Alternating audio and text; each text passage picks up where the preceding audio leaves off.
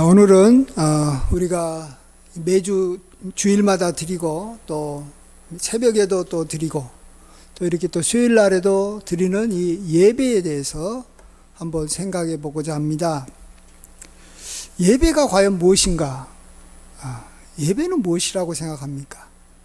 지금 우리가 예배를 드리면서도 참 예배에 대한 어떤 이 정의를 쉽게 내기가 어려운 것 같아요. 참 예배는 많은 것들이 이렇게 이루어져 있습니다. 예배를 이루는 구성 요소가 참 많습니다. 그래서 예배가 무엇인가? 물론 예수님께서도 여기에 대해서 요한복음 4장에서 한마디로 정의를 내려주신 것은 있습니다. 영과 진리로 예배드리는 것이다.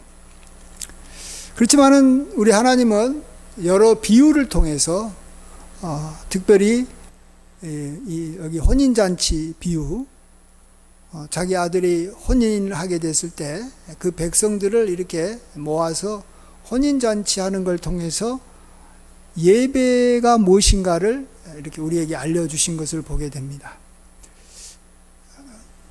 중요한 진리들은 사실 우리가 비유를 통해서밖에 알 수가 없습니다. 예수님께서 비유가 아니면은 하나님께서 우리에게 알려주고자 하는 그 진리를 우리가 알 수가 없어요. 한마디로 영과 진리로 예배드린다 그렇게 말을 했는데 그것이 비유로 설명이 되지 않으면 영과 진리로 예배드린다라는 것에 대해서 어떤 명확한 어떤 윤곽을 잡기가 어렵다라는 것입니다. 그리고 자기 마음대로 영과 진리가 이런 것이다라고 사람마다 자기 나름대로 정의를 내려버리는 거예요. 그래서 예수님은 비유를 통해서 그것을 확실하게 우리에게 알려주는 것입니다. 그러니까 비유가 애매하게 만드는 것이 아니고 비유가 굉장히 우리를 이렇게 정확하고 확실하게 만들어주기 위해서 비유를 쓰시는 거예요. 그만큼 우리가 하나님의 뜻을 알기가 힘들기 때문에 그러는 거예요. 그리고 또 그 하나님의 뜻이 이 깊이가 너무 이렇게 깊기 때문에 비유를 알려주는 겁니다. 여기 별거 아닌 것을 어린 아이한테 이렇게 가르쳐주는 그러기 위해서 이렇게 비유를 들은 거하고는 좀 달라요. 아이가 너무 잘 모르잖아요. 예를 들면 미국이라는 나라가 어떤 거야? 라고 물어봤을 때 미국을 가보지도 않았고 잘 모르면 어린 아이에게 미국은 뭐라 그럴까요? 어마어마하게 큰 나라야. 큰 땅을 갖고 있다. 그래서 뭔가 너가 보기에는 이 땅에서 제일로 큰 게 예를 들어서 뭐 같아? 그러면 아이 입장에서는 저기 앞에 있는 여기만 빌딩이 여기서 제일 큰 것 같다. 그러면 이제 그런 걸 가지고 이런 걸 가지고 이제 설명한다라고 볼 수 있는데 그런 거하고는 좀 차원이 다르다고 볼 수 있습니다. 너무 심오하고 우리가 쉽게 생각하기 어렵기 때문에 비유를 통해서 우리에게 알려주시는 겁니다. 자, 그런 의미에서 예배는 또 우리에게 가장 이렇게 명확하게 또 알 수 있는 것이 구약 시대 때 하나님 앞에서 드렸던 이 제사라고 볼 수 있어요. 그러니까 제사가 하나의 우리가 드리는 예배의 하나의 어떤 모형이 될 수가 있기 때문에 우리가 이 제사를 또 아주 중요하게 또 붙잡아야 됩니다. 제사와 예배는 분명히 다릅니다. 그렇지만 이 제사라는 것이 계속해서 우리에게 예배가 어떤 것인가를 설명해 주는데 굉장히 도움이 되기 때문에 우리가 현재 드리는 예배를 아는데 제사를 또 뺄 수가 없는 것입니다. 그래서 이런 식으로 우리가 좀 예배에 대해서 좀 이제 오늘은 좀 다 한번 마음을 이렇게 열어놓고 예배가 뭘까 우리 같이 한번 생각해 봤으면 좋겠습니다. 그래서 오늘은 사실은 성경 범위가 따로 없어요. 한번 전반적인 성경을 생각하면서 예배의 정의를 좀 내렸으면 좋겠습니다. 저는 예배는 예수님께서 이렇게 여기 먹는 걸로 비유해 주셨다라고 생각합니다. 요한계시록 3장 20절에 너희는 볼지어다 내가 문 밖에 서서 두드리노니 누구든지 내 음성을 듣고 문을 열면 내가 그에게로 들어가 그와 더불어 먹고 그는 나와 더불어 먹으리라. 예배의 가장 이 확실한 비유, 그 예배를 생각하면 꼭 붙잡아야 될 비유는 먹는 거라는 것입니다. 먹는 거. 예배는 먹는 거. 예수님과 더불어서 먹고 마시는 것이 제가 봐서는 예배의 핵심입니다. 그래서 예수님께서도 여기 잔치 비유를 통해서 우리에게 예배를 설명해 주시는 거예요. 잔치 비유. 자, 그러면 뭘 먹느냐라는 거죠. 뭐 먹으려면은 음식이 있어야 돼. 이것도 비유기 때문에 예수님과 더불어 먹고 마실 때 먹는 그 음식이 뭐냐 그러면 하나님의 말씀입니다. 그러면 우리가 하나님의 말씀을 먹는다는 것은 하나님의 말씀을 준비된 하나님의 말씀 우리가 귀로 듣고 우리가 생각하는 것이죠. 그래서 하면 이제 우리가 좀 더 예배에 좀 더 접근하게 되는 거죠. 예배라는 것은 하나님의 말씀을 내가 들으면서 내가 생각하고 내가 이제 하나님을 알아가고 또 그리스도인의 삶이 무엇인가를 우리가 한번 이렇게 생각해 보는 그러한, 그래서 말씀을 가르침을 받고 말씀을 먹는 시간이 예배라고 볼 수 있습니다. 자, 그렇다면 이러한 이 음식을 이렇게 만들려면 음식을 이렇게 만드는 사람이 필요합니다. 요리사가 필요한 거죠. 그러면 요리사는 누굽니까? 그건 주의 종이 요리를 하는 겁니다. 하나님의 종이 하나님으로부터 말씀을 받아가지고 그 말씀을 이렇게 자기가 먼저 깨닫고 그 깨닫는 말씀을 가지고 우리에게 전해주는. 보통 이 요리사들이 사실은 음식을 제일 먼저 먹어요. 안 먹는 것 같아도 요리사들은 반드시 음식을 먹어야 돼요. 먹으면서 자기가 이렇게 맛을 보잖아요. 이게 뭐 짠지 매운지 뭐 싱거운지 이걸 알아야 되기 때문에 자기가 먼저 먹고 참 자기가 이렇게 먼저 이렇게 만족스러울 때 그 음식을 내놓는 거예요. 주의종도 똑같아요. 주의종도 하나님으로부터 말씀을 받아서 자기가 말씀을 이제 이렇게 설교 준비를 해서 요리를 한 다음에 자기가 먹는 거예요. 자기가 먹고 그 다음에 또 이렇게 여기 식사가 끝난 다음에 또 여기만 남은 음식을 또 이렇게 요리사가 먹듯이 또 주의 종은 이제 종이니까 여기 심부름 시종하는 일하는 사람이 이렇게 먹는 겁니다. 자, 그럴 때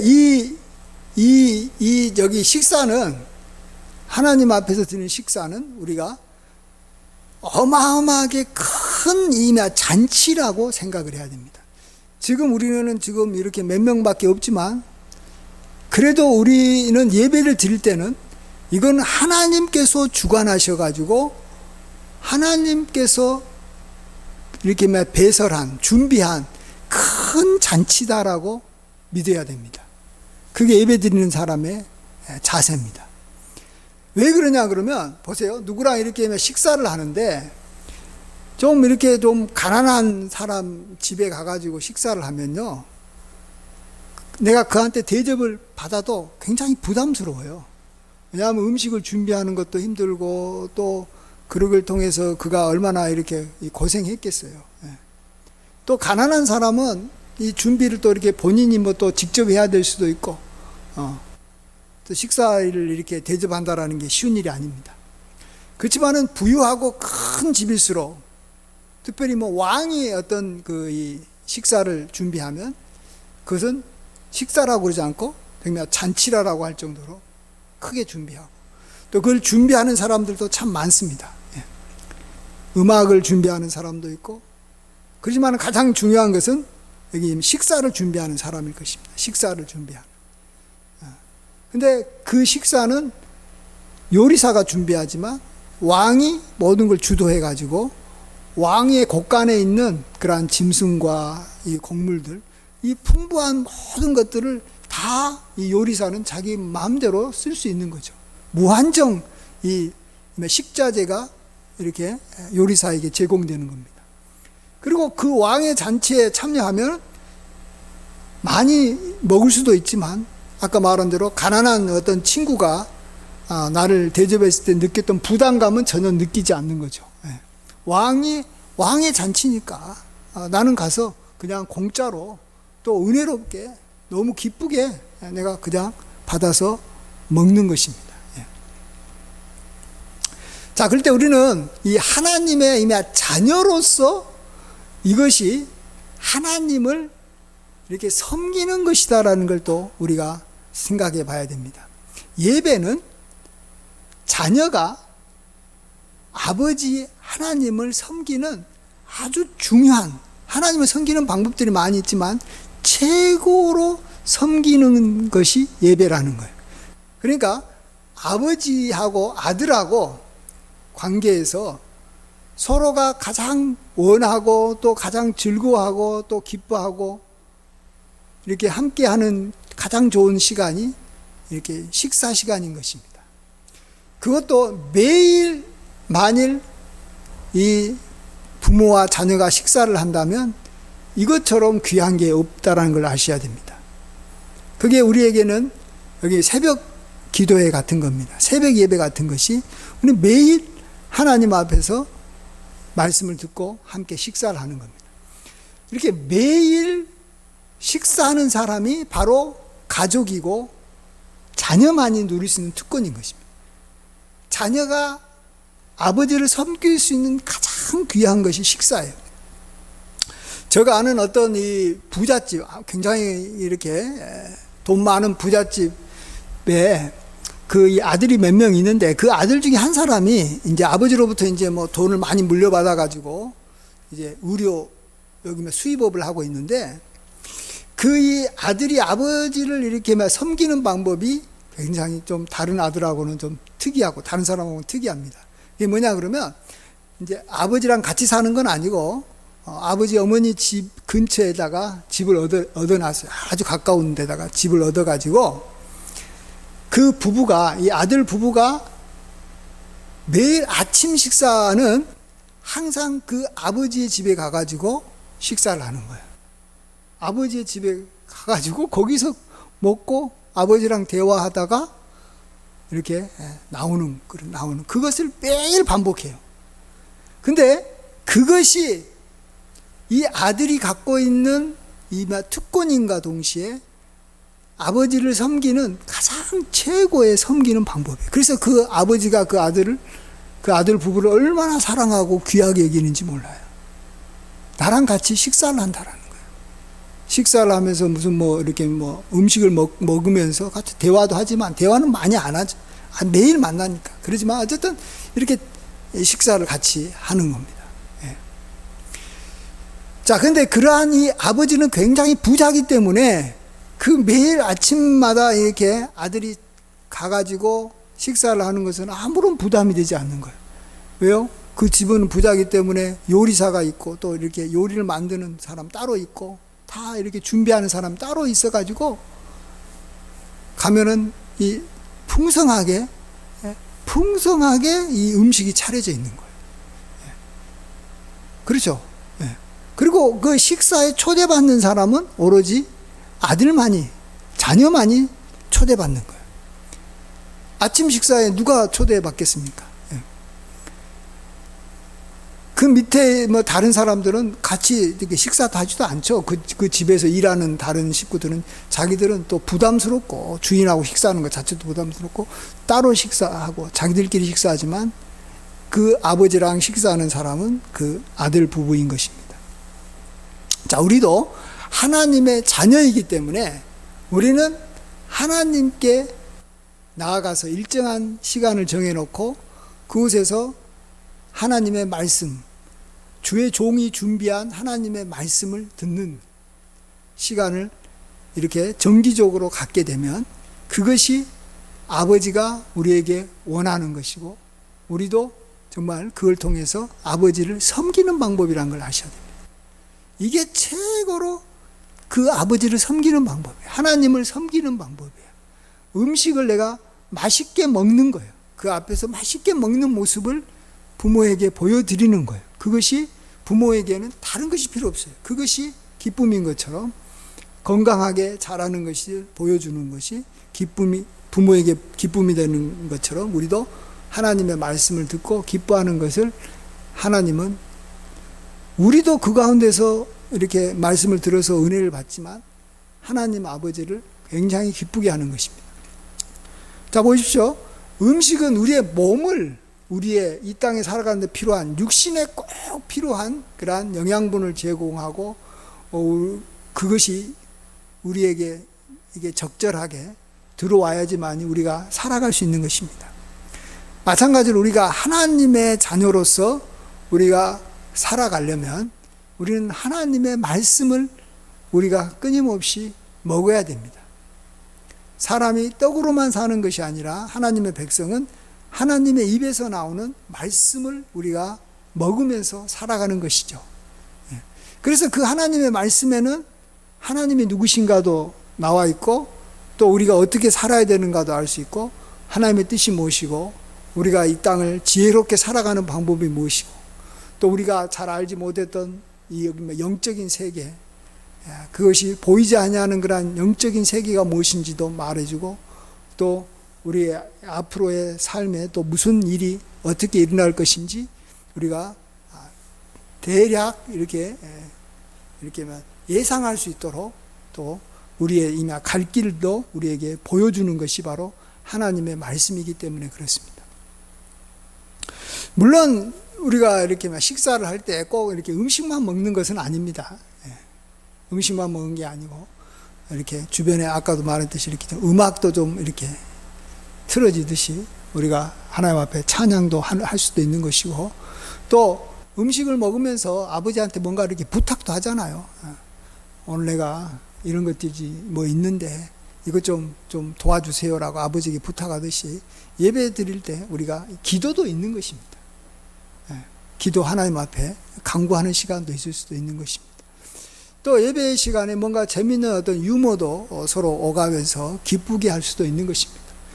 우리가 예배 시간에 우리가 즐겁게 이렇게 함께 찬양도 하고 교제도 할 수 있는 것이고, 그 분위기가 뭐 딱딱한 것보다는 좀 즐겁게 하는 게 좋죠. 사실 저는 그런 걸 잘 못하는데 또 우리 교회가 작아서 그런 건 잘 못하지만 즐겁게 우리가 시간을 보내면 참 좋을 것입니다. 그렇지만은 그래도 이 식사는 먹기 위해서 온 것이 핵심인 것처럼 그거 빼놓고 뭐 다른 거라면 그건 여기 식사라고 할 수가 없는 거죠. 음식이 빠져버리는 것은 그냥 무슨 담화를 하는 시간이라든지 또 아니면 무슨 다른 목적으로 어떤 이렇게 모임을 갖는 것이지 이렇게 식사는 아니지 않습니까?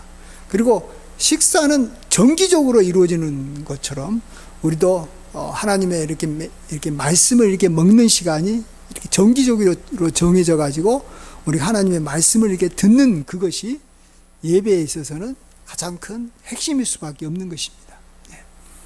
이것이 바로 우리가 하나님 앞에 드리는 예배인데요.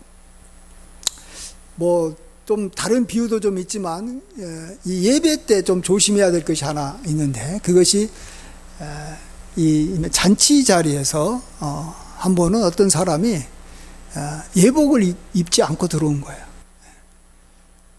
아무나 워낙 이렇게 누구를 이렇게 초청을 했는데 그것을 귀하게 여기지 못하고 뭔 생각인지 왕이 초청해도 사람들이 오지 않으니까 왕은 이 주인은 종에게 가서 이렇게 이 길의 사거리에 가가지고 아무나 데려와라. 이렇게 절음발이도 좋고 또 이렇게 거지도 좋고 누구나 다 데려와라. 그래도 이렇게 자리가 차지 않으니까 이제는 좀 더 멀리 가가지고 여기 울타리까지 가가지고 멀리 있는 울타리나 또 큰 길까지 가가지고 아무나 데려와가지고 그의 잔치 자리를 이렇게 채웁니다. 잔치 자석을 채웠는데 이럴 때 어떤 한 사람이 와가지고 예복을 입지 않고 온 거예요. 그럴 때 왕은 진노해가지고 그 예복을 입지 않은 사람을 내어 쫓아버립니다. 이것도 제가 봐서는 예배와 관련된 이야기라고 생각합니다. 예배에서 우리가 조심해야 되는데 그러면 여기서 예복을 입고 온 것이 무엇인가? 그것이 생각을 해보면 이것은 예복은 하나의 기본적인 예의라고도 볼 수 있는데 이 예복을 통해서 자기를 이렇게 드러내지 않는 것을 말하는 것입니다. 이마 찬양대가 예복을 입고 찬양을 하는 이유는 사람들이 옷을 이렇게 제각각이 막 다양하게 입고 오면 그 사람에게 집중하게 되는 거예요.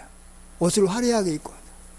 그래서 찬양대는 옷을 똑같이 입어요. 그러면 그들이 부르는 이 찬양에 집중하는 거예요. 사람에게 집중하는 게 아니라. 그걸 통해서 하나님은 또 영광을 받으시도록 그런 것처럼 우리도 예배 드릴 때 내 자신이 드러나지 않으려고 굉장히 노력을 해야 됩니다. 그러면서 뭐가 드러나야 되겠어요? 하나님이 드러나야 되는 것이고 하나님의 말씀에 집중해야 되는 것이고 말씀이 영광 받도록 우리가 말씀을 이렇게 높이는 시간을 우리가 가져야 되는 것이 바로 예배라는 것을 우리가 알아야 됩니다. 이 예배 시간에 그러니까 다른 사람하고 예배를 가장 잘 드린 사람이 뭐냐? 예배 시간에 다른 사람하고 보조를 맞춰서 그 사람이 있는지 없는지 그냥 이렇게 드러나지 않기만 하면은 예배 잘 드리는 거예요. 그러니까 대체적으로 다른 사람들이 조용하다. 그러면 나도 조용하면 되는 거예요. 근데 뭐 미국에 보면 여기 흑인들이 어쨌든 예배 드릴 때 막 이렇게 흔들면서 이렇게 소리를 내면서 예배 드리는 경우 있잖아요. 그럴 때는 나도 그곳에 들어가 가지고 예배 드릴 때 같이 흔들면서 노래 부르면 되는 거예요. 근데 누구는 막 흔들면서 예배 드리는데 나는 예배는 그런 게 아니야. 예배는 조용한 거야. 이렇게 한다든지 또 대부분의 사람들이 조용한 가운데서 예배 드리는데 갑자기 자기 혼자서 막 소리를 내면서 막 손들고 막 할렐루야 하면서 막 이렇게 한다든지 이러면은 이게 예배가 아닌 거예요. 이게 그 사람이 예복을 입지 않은 거예요. 예복을 입지 않고 지금 이미 잔치에 나오는 거예요. 예. 그래서 예배라는 것은 그래요. 어떤 이 교회마다 다 달라요. 교단마다 예배 드리는 스타일이 다르고 방법들이 다 달라요. 그러면 자기가 그곳에 맞추면 되는 거예요. 또 어떻게 보면 예배를 이끌어가는 여기 목사님 앞에서 이렇게 집례하고 인도하는 분의 또 스타일에 따라서 예배가 참 다양해요. 특별히 부흥회 같은 데라든지 이런 데 가면은 또 갑자기 막 앞에서 막 소리 지르고 난리를 막 하면서 막 뜨겁게 드립니다. 그러면은 내가 이곳에 예배 드리러 왔다. 하나님께 영광을 돌리러 왔다. 하나님을 섬기러 왔다. 그러면 그 부흥의 스타일로 이미 예배가 시작이 되고 분위기가 그렇게 흘러가면 자기도 그런 분위기에 같이 자기를 부인하면서 내가 원래부터 그런 사람은 아니지만 같이 막 소리 지르면서 해야 되는 거예요. 그래야지 나만 특별한 나는 그거 아니야 나는 그게 아니야 하면서 예배는 이런 것이야 하고 남한테 가르치려고 그러고 자기 방식대로 예배 드리려고 하면 하나님께서 너는 예복을 입지 않고 참여한 거야 하면서 그 사람을 빼버리는 거예요. 그 사람이 은혜 못 받고 그 사람이 다시는 그런 곳에 자기가 나는 안 간다고 생각하지만 나는 그런 예배에 참석을 내가 안 한다고 하지만 실질적으로 하나님이 내어 쫓은 거예요. 너는 그곳에 오면 안 돼 하면서 하나님께서 그를 이렇게 결박해 가지고 예복을 입지 않는 자를 어둠에 이렇게 던져버리듯이 다시는 그런 모임에 하나님이 못 들어오게 하니까 안 가는 것이지 내가 안 가는 게 아니에요. 그러니까 우리는 많은 경우에 교회에 나와서 예배 드리는 것은 내가 결정하는 것 같지만 절대로 내가 결정하는 게 아닙니다. 어떤 예배든지 하나님께서 불러야지만이 내가 그곳에 가는 것이고 하나님께서 오지 말아라라고 내쫓아야지만이 내가 나가는 것이지 내 마음대로 나간다고 생각한다고 내가 나가는 게 아니에요. 하나님이 부르시고 하나님께서 다 이게 여기 사람을 이렇게 정하고 이런 건 하나님이 다 하시는 거예요. 자, 그런 면에서 우리는 예배를 드릴 때 예복을 꼭 입어야 된다 하는 것이 무슨 의미인지 우리가 한번 좀 생각을 해봐야 됩니다. 제가 좀 예배에 대해서 좀 오늘은 좀 이렇게 좀 장황하게 좀 이렇게 여러 가지 걸 제가 한번 말씀드릴 것이 좀 될 수밖에 없는데요. 자, 그 다음에 예배를 드릴 때 예배를 드리는 시간에 은혜를 받는 것이냐, 아니면 예배를 드리는 시간이 끝난 다음에 우리가 하나님의 은혜와 축복을 받은 것이냐 하는 것을 우리가 좀 생각해 봤으면 좋겠어요. 세상의 모든 모임들은, 아니면 대부분의 모임들은 그 모임에 있어서 뭔가가 크게 은혜를 받아야 됩니다. 그때 뭔가 즐거움이 있어야 되고, 그때 뭔가 나에게 어떤 지식이 주어져야 되고, 그때 뭔가 이렇게 계약이 이렇게 잘 성사돼서 나에게 유익이 되기를 원합니다. 그렇지만은 아까도 말씀드렸지만 예배는 우리가 하나님을 섬기기 위해서 지금 참석한 거예요. 하나님이 나를 불러가지고 하나님을 섬기기 위해서, 그 아들의 혼인잔치에 축하하기 위해서 들어간 겁니다. 그래서 예배 시간에 어쩌면 내가 기쁨이 없을 수도 있어요. 한마디로 예복을 안 입고 내가 가고 싶은데, 나의 어떤 개성을 드러내고 싶은데 그냥 똑같이 주변하고 똑같이 만들어 버리니까, 나도 하나의 참석하는 그냥 한 사람에 불과해 버리니까 사람들이 그때 자기가 이렇게 제약을 받을 수도 있어요. 예. 마음이 다칠 수도 있고, 또 그때 들은 말씀이 나한테 은혜가 안 될 수도 있고, 그 말씀이 이렇게 나한테 잘 깨달아지지 않을 수도 있고, 또 뭐 분위기가 내 마음에 안 들 수도 있어요. 물론 분위기가 좋고 내가 은혜 받으면 제일 좋겠죠.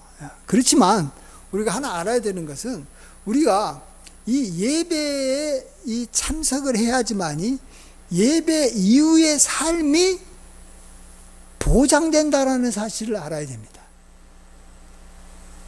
예배 시간에 참석해서 내가 하나님 말씀을 듣고 내가 하나님을 알아가면서 예배를 참석해야지만이 예배가 끝난 이후의 삶이 내가 굉장히 안정적이고 하나님께서 나를 지켜주신다는 걸 알아야 됩니다. 왜 그러냐 그러면 이거예요. 내가 어느 대통령이 이 준비한 아주 중요한 이 잔치에, 식사 초대에 내가 참여를 했다라는 거예요. 자, 이것은 그가 누구인지를 온 사방에 드러내는 거예요. 내가 그 사람의 이 가족이다, 가족 같은 존재라는 것을 나타낸 거예요. 자, 그 다음에 그것을 꾸준하게 드리고 있다라는 것은 이제 누구도 그 사람을 함부로 할 수 없다라는 걸 아셔야 돼요. 예배에 내가 참석을 하게 되면 우리의 대적인 마귀가, 저 사람은 하나님이 눈여겨보는 분이고 어쨌든 하나님의 자녀구나 라는 것이 확실하게 드러난 거예요. 그리고 하나님이 쟤한테는 절대 무슨 진노를 웬만해서는 내리지 않겠구나라는 것이 나타나요. 그러는, 여보, 식사를 아무나 초대하는 게 아니잖아요. 식사를 이렇게 귀한 식사에 초대하는 것은 자녀들만 참석하는 것이고, 또 그것도 이 관계가 좋아야지만이 초대하고 또 가는 것이기 때문에 우리가 예배만 하나님 앞에 정상적으로 드리고 있으면 절대로 어떤 재앙이 임하지 않습니다. 저는 그건 믿어요. 저도 여기 개척을 하고 있지만 저는 개척을 하면서 예배를 한 번도 빠진 적이 없어요. 주일 예배하고 수요 예배에 아주 특별하게 산상성의가 있을 때, 그럴 때나 한번 제가 수요 예배, 다른 예배에 참석하기 위해서 빠진 적은 있어도 그 외에는 제가 새벽 예배나 한 번도 빠진 적이 없어요. 왜 그러냐 그러면, 그 예배에 은혜가 안 될 수도 있고, 어떨 때는 예배에 저희 아내하고 저 둘이만 드릴 때가 많이 있었어요. 그래도 예배는 드려야 되는 거예요. 그래야지만이 내가 하나님의 자녀라는 것이 나의 대적인 마귀에게 굉장한 어필이 되기 때문에 그래요. 도리어 예배를 내가 참석할 수 없는 상황이었는데, 굉장히 어려운 상황인데, 오늘같이 수요일날 같은 날이 그렇죠. 비가 오는 수요일 예배에 많은 사람들이 빠집니다. 근데 하나님께서 그를 불렀고 내가 그곳에 참여해가지고 같이 식사를 하나님하고 대화하면서 나눴다. 이건 보통 사람이 아닌 거예요. 이건 뭐 보통이 아니에요. 일단 그가 거기서 무슨 음식을 먹었느냐, 뭐 그때 기분이 좋았느냐, 그건 의미 없어요. 그것에 참석을 해서 그때 그 식사에 함께 했느냐 안 했느냐, 그 사실이 중요한 거지. 뭐 그때 은혜 안 받은 뭐 먹고 그때 뭐 갔는데 음식을 못 먹어가지고 내가 그때 막 설사가 나가지고 뭐 속이 안 좋아가지고 아무것도 맛도 없었고 뭐 재미도 없었다, 그래도 괜찮아요. 참석한 게 중요한 거예요. 그것도 꾸준하게 참석한 것이 내 삶을 안전하게 보장받는 길이라는 걸 아셔야 되고, 그 다음에 이걸 통해서 하나님께서는 예배 시간에도 축복을 주시겠지만 그 이후에 하나님께서 그런 사람은 복을 주십니다. 반드시 복을 주게 돼 있어요. 나는 예배를 잘 드리는 것이 하나님의 복을 받는 길이었다, 이렇게 말하면 됩니다. 저기 이전에 서울 장로의 신학교 교수였고 서울 광장교회에서 목회를 하고 은퇴한 우리 오성춘 목사님 잘 아실 겁니다. 오성춘 목사님이 자기가 대학교 가기 전에 젊은 시절에 학창 시절에 다녔던 그분이 제주도 출신인데 위미교회를 이렇게 다녔습니다. 위미교회. 근데 위미교회가, 제주도는 원래 이렇게 좀 교회가 세워지기가 힘들고, 교회 세워져도 옛날 사람들은 이렇게 교회 나오지도 않고, 그 당시 그 예배에는 대부분 다 이렇게 젊은 애들, 학생들만 예배에 참석했다고 합니다. 이제 자기가 옛날이죠. 우리 오성춘 교수님이 벌써 한 80 됐죠? 7, 80 되신 분인데, 자기가 벌써 몇십 년, 50년 전 이야기죠. 그런데 그곳에는 어떨 때는 여기 목사님을 이렇게 초빙하지 못해가지고 이렇게 목사님이 와가지고 이렇게 설교도 하지도 않고, 그래서 이제 그때 어떤 한 분이 목사님이 안 계실 때도 많아가지고 그때는 다른 건 안 하고 젊은이들이 모였을 때 성경책만 한 분이 와가지고 성경책을 이렇게 쭉 그냥 읽어주고, 그것이 그냥 예배였고 그런 식으로 보냈다고 합니다. 그럼에도 불구하고 이 젊은이들이 그냥 그 예배에 그냥 여기 자기 친구들하고 이렇게 계속 그 예배에 빠지지 않고 참석했답니다. 꾸준하게. 예.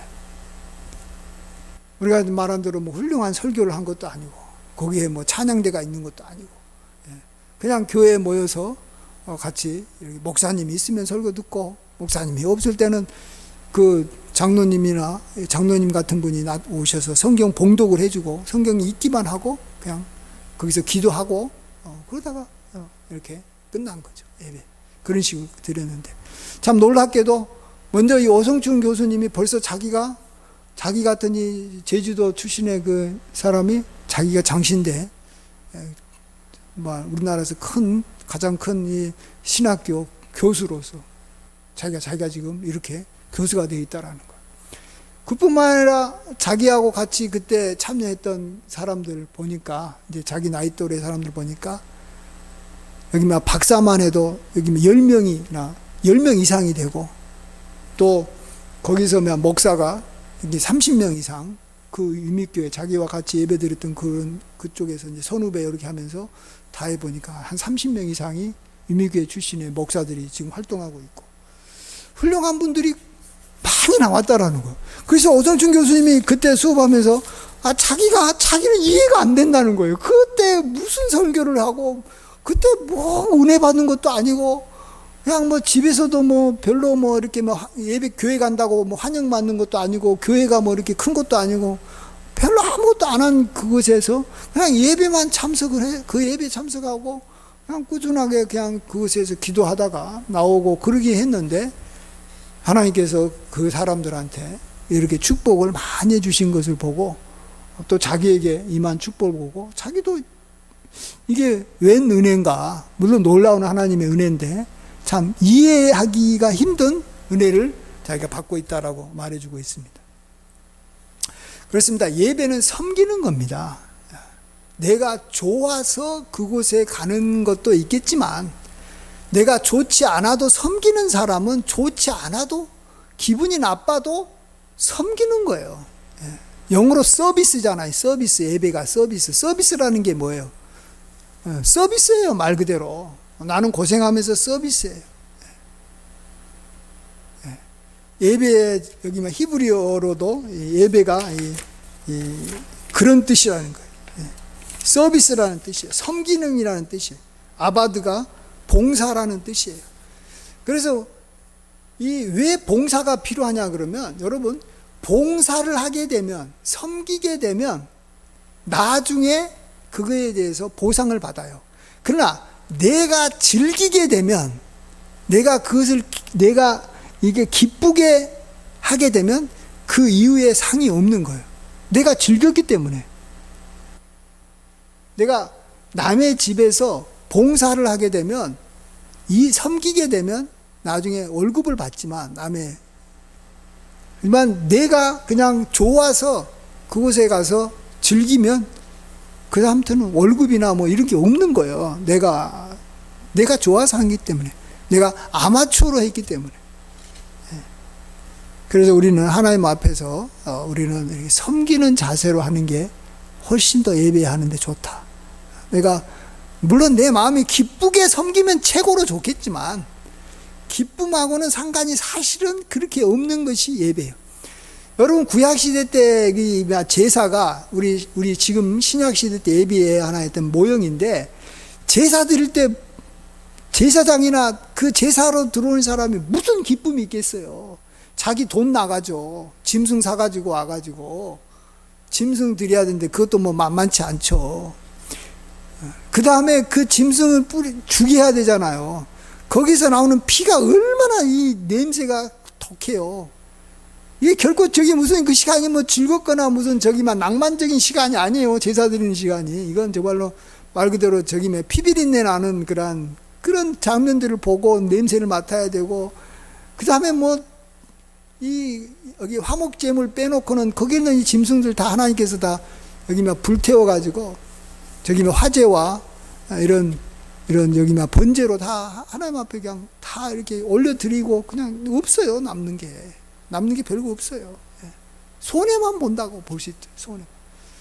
그래서 우리는 예배 드릴 때는 내가 이렇게 투자하는 것이고 섬기는 것이고 손해 보는 거예요. 그런 개념을 갖고 있어야지만이 사실 나중에 예배가 끝난 다음에 예배로 인해서 내 삶이 안정적이 되고 풍요롭게 된다라는 거예요. 우리가 이런 것들도 우리가 예배를 생각할 때 한번 좀 생각을 해봐야 됩니다.